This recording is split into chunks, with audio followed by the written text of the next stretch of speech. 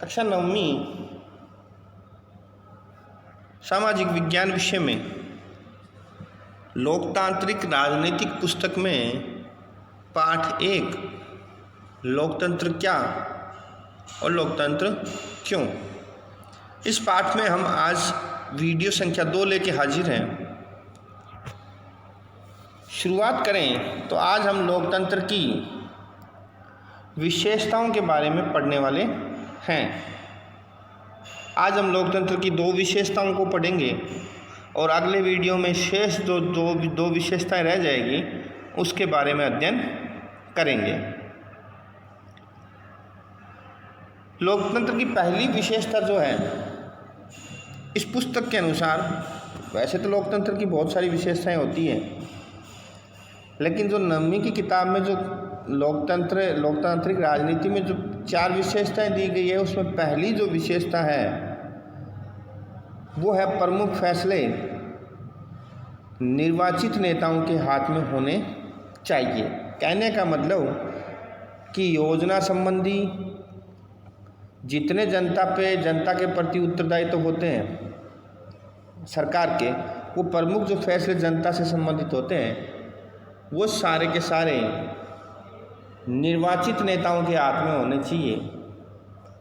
ऐसी पहली विशेषता अपने पुस्तक में दी हुई है। तो इसको एक उदाहरण के द्वारा हम समझते हैं। उदाहरण है पाकिस्तान का।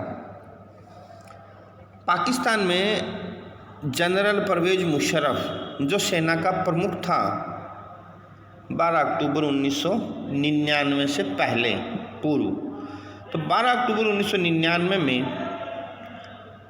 जो लोकतांत्रिक ढंग से चुनी हुई सरकार को इस परवेज मुशर्रफ ने तख्ता पलट के द्वारा हटा दिया,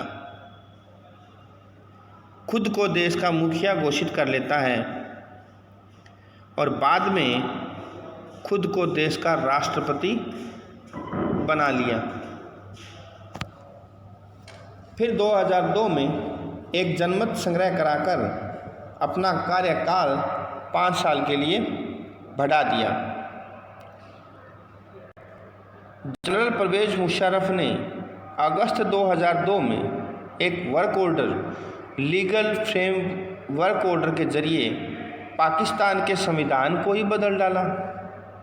इस ऑर्डर के अनुसार राष्ट्रपति राष्ट्रीय एवं प्रांतीय असेंबलियों को, यानी स्टेट असेंबलियों को भी भंग कर सकता था, केवल राष्ट्रपति अकेला। मंत्री परिषद के कामकाज पर एक राष्ट्रीय सुरक्षा परिषद का निगरानी रहती है और जिसके ज़्यादातर सदस्य क्या थे, फौजी अधिकारी थे, क्योंकि ये खुद फौज में था, आर्मी का प्रमुख था, तो उसने अपने खासम खास व्यक्तियों को इस परिषद में लगाया था। इस प्रकार प्रांतीय असेंबलियों के चुनाव तो करवाए गए, लेकिन सर्वोच्च सत्ता जनरल परवेज मुशर्रफ के पास थी। अब इस उदाहरण की व्याख्या करें तो देखते हैं कि प्रांतीय असेंबलियों को चुनाव तो करवाओ, वहाँ सरकार भी बनती है, लेकिन निर्णय जो लिए गए थे, वो निर्णय जो लिए जाते थे जनता से संबंधित स्टेट के, वो भी जनरल परवेज मुशर्रफ ही उसमें अपनी निर्णयों को थोपता था। यानी चुनी हुई सरकार की बजाय निर्णय परवेज मुशर्रफ लेता था। क्या हम मुशर्रफ की सरकार को लोकतांत्रिक सरकार कह सकते हैं? बात गौर करने वाली है कि सरकार चुनी हुई नहीं है। 12 अक्टूबर 1999 को ये पहले के जो प्रधानमंत्री थे उनको तख्ता पलट करता है रात को इमरजेंसी लगा के, और खुद देश का राष्ट्रपति बन जाता है। फिर एक जनमत संग्रह कराता है जिसमें हाँ ना का जवाब लिया जाता है और अपने आप को देश का राष्ट्रपति घोषित कर लेता है। ना ही तो जनता की चुनी हुई सरकार, फिर उसने प्रांतीय सरकारों को नेशनल जो लीगल फ्रेमवर्क लाके और उसने प्रांतीय सरकारों को भी भंग करने का काम किया। अकेला व्यक्ति प्रांतीय चुनी हुई जनता से चुनी हुई प्रांतीय सरकारों को भंग कर रहा है, चुनी हुई सरकारों को फैसले लेने में बाधा बन रहा है, खुद के फैसले उन पर थोप रहा है। तो क्या इस प्रकार की सरकार को हम लोकतांत्रिक सरकार कह सकते हैं? कतई ही लोकतांत्रिक सरकार नहीं कह सकते। तो लोकतांत्रिक सरकार की विशेषता क्या होनी चाहिए? इस प्रकार के उदाहरण से हम ये समझते हैं कि लोकतांत्रिक जो सरकार होती है उसकी पहली ये विशेषता होनी चाहिए कि लोकतंत्र में जो फैसले लिए जाते हैं निर्णय जो लिए जाते हैं वो जनता द्वारा चुने हुए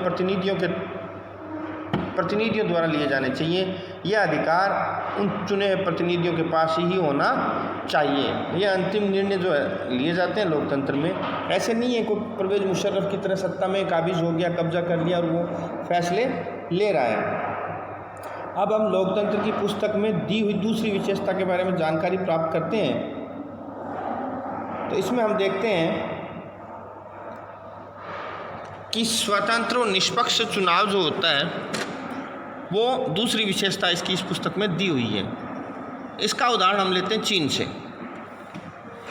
चीन का उदाहरण लेते हैं। चीन के चुनाव पर चर्चा की जाए तो जानकारी मिलती है कि चीन की संसद को क्वांगू रेममिन दाइबियो दाहुई राष्ट्रीय जनसंसद कहते हैं। चीन की संसद के लिए प्रत्येक 5 वर्ष के बाद नियमित रूप से चुनाव होते हैं। तो हम इसमें देखते हैं कि चीन में जो संसद का नाम है वो रेममिन दाइबियो दाहुई यानी राष्ट्रीय जनसंसद, और इसके चुनाव जो होते हैं प्रत्येक 5 वर्ष बाद होते हैं। लेकिन यहाँ दिक्कत क्या है? यहाँ दिक्कत ये है कि संसद को देश का राष्ट्रपति नियुक्त करने का अधिकार है और इसमें 3000 सदस्य चुनकर आते हैं। कुछ सदस्य का चुनाव सेना भी करती है। लेकिन सबसे बड़ी दिक्कत ये है कि यहाँ पर जो चुनाव लड़ने का अधिकार है वो केवल उसकी चीनी कम्युनिस्ट पार्टी को ही है।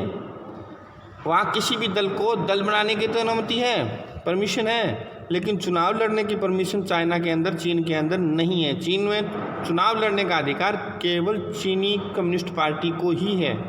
तो सोचने पर मजबूर हो जाते हैं कि क्या एक पार्टी चुनाव लड़ेगी और उसी के सदस्य चुनाव लड़ेंगे तो जाहिर सी बात है वही पार्टी चुनाव जीतेगी, और उसी के पार्टी के चुनाव जीते हुए सदस्य उस 3000 सदस्यों में से एक सदस्य को वो राष्ट्रपति नियुक्त करेंगे। तो ये मनमानी हुई। चुनाव तो हुए लेकिन निष्पक्ष और स्वतंत्र चुनाव नहीं हो पाए। 2002-2003 में हुए चुनाव में सिर्फ कम्युनिस्ट पार्टी और उससे संबंधित कुछ छोटी पार्टियों के सदस्यों को ही चुनाव लड़ने का अधिकार मिल पाया। चीन में सरकार हमेशा ही कम्युनिस्ट पार्टी की ही बनती है। बनेगी क्यों नहीं बनेगी? अब हम इस उदाहरण से उपजे कुछ प्रश्नों पर चर्चा करें तो सामने आता है कि जनता से मतदान तो करवाया जाता है लेकिन उनके सामने विकल्प ही नहीं है। चीन में चुनाव तो होता है 5 वर्ष बाद, चुनाव तो होता है लेकिन विकल्प नहीं है। कम्युनिस्ट पार्टी के अलावा उनके पास कोई विकल्प नहीं है। तो क्या करेगी जनता? कम्युनिस्ट पार्टी को वोट देगी? नहीं देगी तो भी जीतेगी वो तो। उपयुक्त उदाहरण से यह भी निकल कर आता है कि कम्युनिस्ट पार्टी के अलावा किसी भी अन्य पार्टी को चुनाव लड़ने का अधिकार ही नहीं है।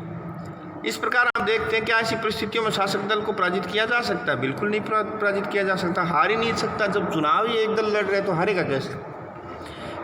इसे हम निष्पक्ष चुनाव कहेंगे? बिल्कुल नहीं कहेंगे। चुनाव में अगर विकल्प होंगे तभी तो चुनाव निष्पक्ष कहलाएगा। अब हम इस उदाहरण से उपजे प्रश्नों के जवाब में आ जाएं तो लोकतंत्र की दूसरी विशेषता निकल कर आती है जिसको हम कहेंगे कि जो चुनाव होते हैं लोकतंत्र में वो निष्पक्ष और स्वतंत्र होने चाहिए ताकि सत्ता में बैठे लोगों को और सत्ता के बाहर के लोगों को उनको सत्ता में आने का अवसर मिले और सत्ता में बैठे हुए लोगों को हारने का भी डर सताए। इस प्रकार हम 2 विशेषताओं के बारे में जान लिए। आज आगे की तीसरी और चौथी विशेषता आगे की वीडियो में पढ़ेंगे। आज के लिए बस इतना ही। धन्यवाद।